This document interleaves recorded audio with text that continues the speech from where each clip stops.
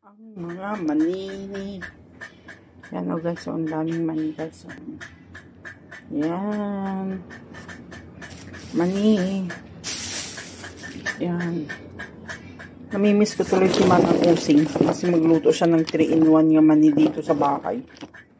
Morning mga kabingkay. For to this vlog, vlog ba to? Hindi naman to vlog. Video ko lang itong mga mani. Dumating kagabi. Ay, kaninang umaga galing sa farm nila. Nag-harvest sila ng mani. Tapos ngayon pinadala dito sa Manila. Ayan na guys, oh.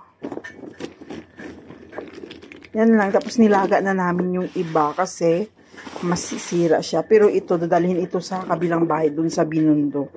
Doon kasi pamigay yata nila. O, doon kakainin kasi may mga bisita sila doon. Yan na guys, oh.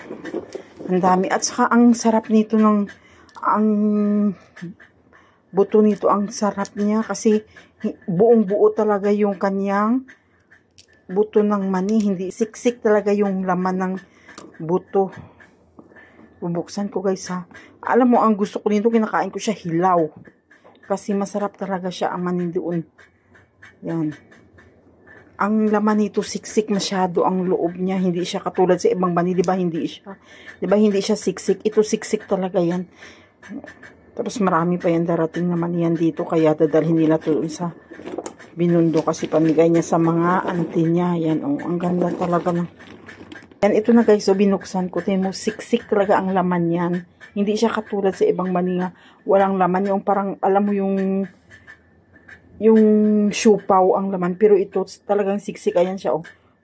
At saka ang sarap ng mani nito, yung matamis-tamis. Kahit hilaw, kainin mo, okay lang.